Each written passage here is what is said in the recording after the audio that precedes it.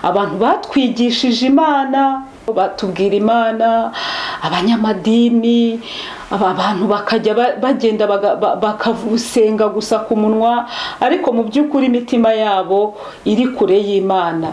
Abanyamadini rero baje kwigisha abantu Imana, baberetse ko bakiriye Imana, ariko ntabwo mu by'ukuri bayakiriye nk'uko iri, kuko wakiriye Imana yahindura ubuzima bwawe bw'umwuka mu buryo bwuzuye.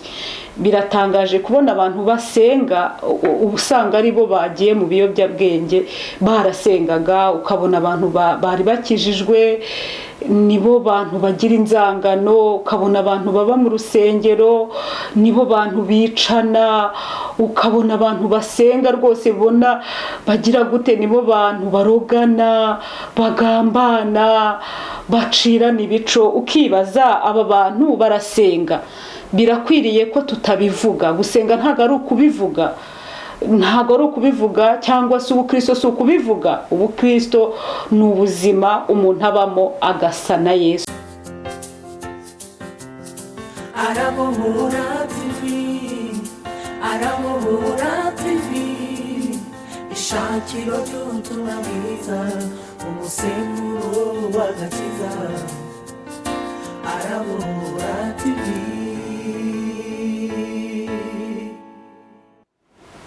Yesu ashimwe. Bene data, Imana ishimwe ko twongeye guhura.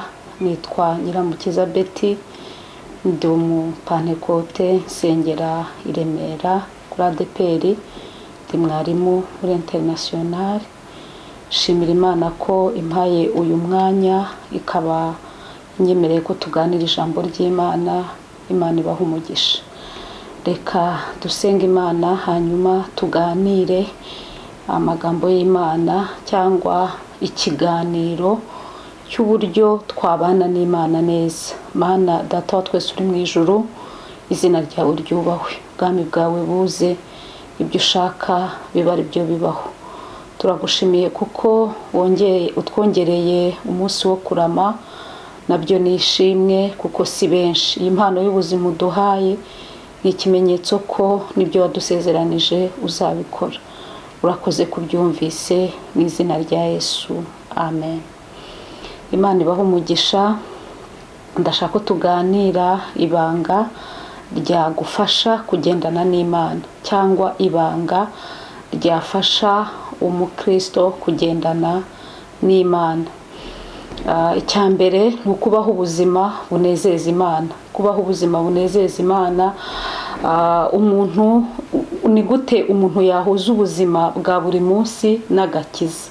Ubundi kubaho ubuzima bunezeza Imana, icyambere ni ukuba mu buzima bwubaha Imana bwuzuye.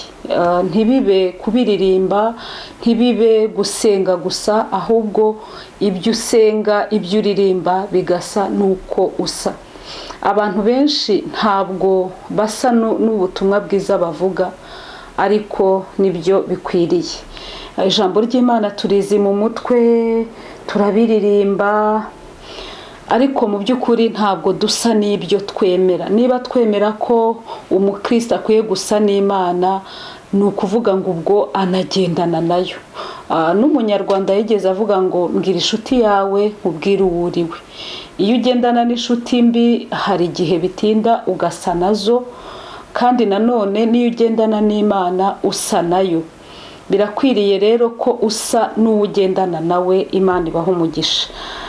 Mu by'ukuri abantu ntibashaka kwemera ububi bwabo, ahubwo abantu bashaka kuguma kubuhisha. Ariko iyo ugaragaje ukuri imbere y'Imana, ushobora kuba muzima, ushobora gukira.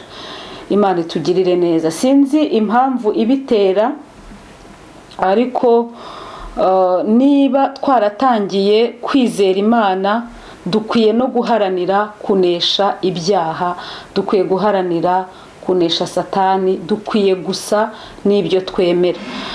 Gusenga rero ntibabivuga, barabikora. Dufite abatwigisha gusenga ariko batabikora. Kubaho rero ubuzima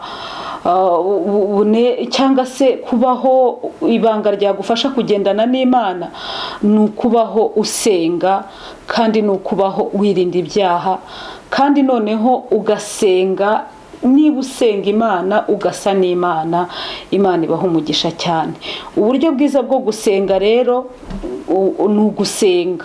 Uburyo bwiza bwo gusenga, ubundi gusenga ni itegeko ry'Imana.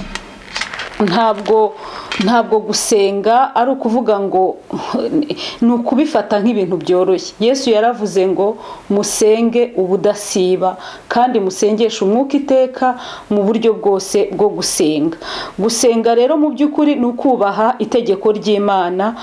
Buri mutima wose ukwiye guhinduka igicaniro cy'amasengesho. Buri mutima wose ukwiriye guhinduka igicaniro cy'amasengesho, kuko iyo usenga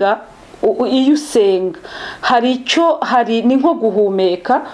Hari umwuka usohora, hari n'umwuka winjiza. Gusenga rero usohora bya bindi bibi byari bikuremereye, hanyuma ukinjiza ibigufitiye umumaro. Nta muntu n'umwe ushobora kubaho adahumeka, kuko iyo umuntu abuze umwuka ashobora gukomeza kubaho. No kwa muganga, iyo umuntu afite umwuka muke bamushyira kuri bomboni kugira ngo ashobore guhumeka. Gusenga rero nabyo ni uguhumeka. Iyo ugiye gusenga ni ukuvuga ngo bya bindi byari bikuremereye ubitura imbere y'Imana, ukakira izindi mbaraga, ukakira uwundi mugisha. Mu bintu byose Satani yanga rero, yanga gusenga. Niyo mpamvu abantu basenga abarwanya cyane, akabateza ibigeragezo bitandukanye. Mu by'ukuri iyo umuntu asenga aba abangamiye Satani mu buryo bwuzuye. Satani ntabwo yifuza ko dusenga, akoresha uko ashoboye kose ngo aduce intege mu buryo bwo gusenga, ariko ntabwo dukwiriye kubireka. Gusenga ni ubuzima. Ushobora kugera ahantu hari abanyamasengesho ukabimenya, ariko nanone ushobora kugera ahantu badasenga nabwo ukabimenya. Iyo usenga hari ukuntu winjira nko mu rugo rw'abantu b'Abakristo, kandi basenga, baririmba, bagira gute, ariko ukumva nta mwuka mwiza uhari. Ni ukuvuga ngo baba barimuye Imana, baba barimuye amasengesho, ahubwo barimitse ubwami bundi cyangwa ubwami bwa Satani, kuko icyo umuntu akorera asa nacyo. Gusenga rero nyine ni nko guhumeka, usohora ibigoye umutima ukinjiza ibifite umumaro. Rero reka wenda mvuge ibintu 5 inyungu ziri mu gusenga. Mvuge 5, ni nyinshi ariko ndifuza ko twavuga kuri 5. Inyungu ya mbere ni uko gusenga nyine ni uguhumeka. Urahumeka, ugasohora amaganya, ugasohora ibibazo, ugasohora bya bindi bigutandukanya n'Imana, ukihana, ugashima Imana, ukakira umwuka mushya w'Imana cyangwa umwuka wa Kristo. Icya kabiri, gusenga bivura agahinda gakabije. Ibyo ngibyo n'abaganga wenda bize iby'imitekerereze bajya babivuga. Hari n'igihe bakubwira bati niba ukunda gusenga genda usenge, ikintu wumva ukunda mu buzima ugikore. Ariko no gusenga ni umuti uvura ako gahinda. Mu by'ukuri gusenga biraruhura. Ni byiza kubwira Yesu ibyawe. Iyo ubwiye Yesu ibyawe, uzumve niyo wagize nk'ikibazo cy'agahinda gakabije, ukabwira Yesu ibyawe, hari igihe wumva akumva, ukumva hari ukundi kuntu aguhaye amahoro. Ariko kandi nanone byaba byahindutse uburwayi nyine ari agahinda gakabije cyangwa depression, ukumva nta muntu n'umwe muri kumwe. Rero iyo usenga wumva ufite ibyiringiro by'uwo usenga ubwira, biraruhura, bikavura, bikaba umuti. Kuko Yesu iyo mubwiye ibyawe ntabwo akuvamo, ntabwo akuvuga, nta nubwo akwinuba, ntabwo akubwira ngo ejo waraje none wongeye. Kandi rwose nujya usenga ujya usaba Imana ko uyisenga wejejwe, kuko ijambo ry'Imana avuga ngo murasenga ntimuhabwe kuko musenga nabi. Gusenga nabi ni gute? Ni ugusengana ibyaha.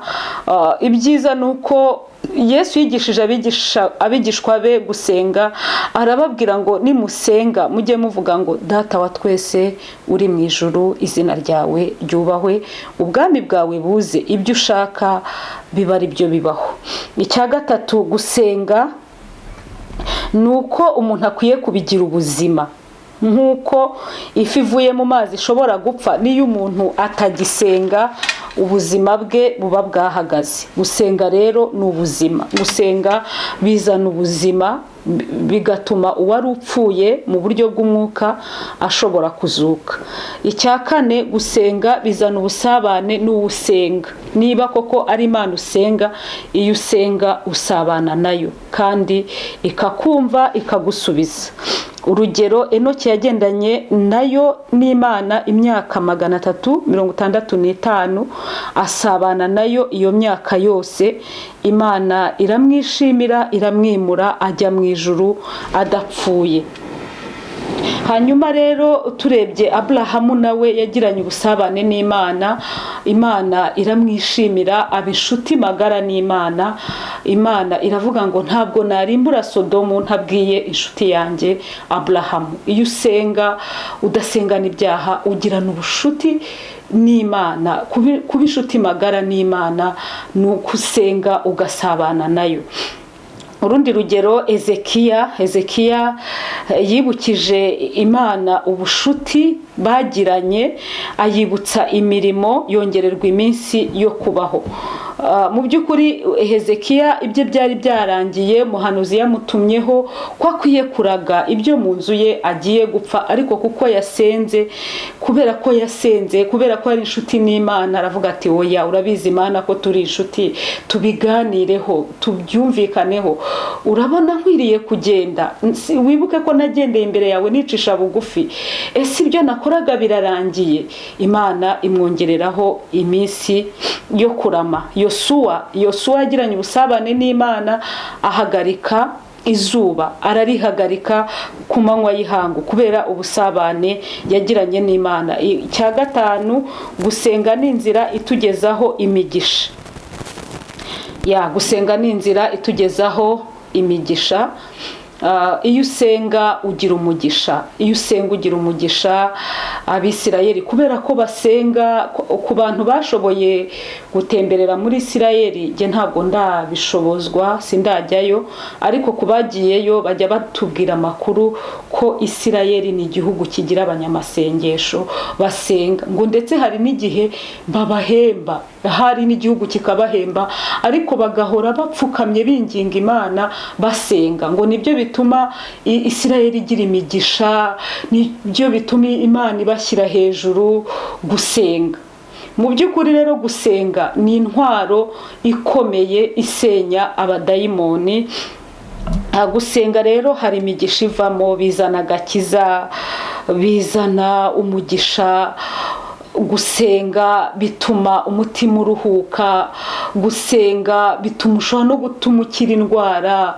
Gusenga, Bibiliya iravuga ngo iyo imigenzereze y'umuntu inezeza Uwiteka, bijya bituma n'abanzi be buzura nawe. Gusenga bikingura ijuru. Imana ibaha umugisha cyane. Gusenga, hari inyungu nyinshi ziri mu gusenga, twazivugaho ni nyinshi, ariko icyo nashakaga ko tuvuga ni ibyo bintu bitanu. Wenda ubutaha tuzabyongera, ariko ibi birahagije. Imana ibaha umugisha cyane. Ikindi navuga, iyo umuntu adasenga akora ibyaha bizana umuvumo. Niba usambanye, ubwo umenya ngo urimo urakururira umuryango wawe umuvumo, urimo urakururira abana bawe umuvumo. Ibyaha nta kindi kivamo, bizana umuvumo, ariko gusenga bizana umugisha. Abantu batwigishije Imana ngana ku musozo batubwira Imana, abanyamadini, abantu bakajya bagenda bakavusenga gusa ku munwa, ariko mu by'ukuri imitima yabo iri kure y'Imana. Abanyamadini rero baje kwigisha abantu Imana, baberetse ko bakiriye Imana, ariko ntabwo mu by'ukuri bayakiriye nk'uko iri, kuko wakiriye Imana yahindura ubuzima bwawe bw'umwuka mu buryo bwuzuye.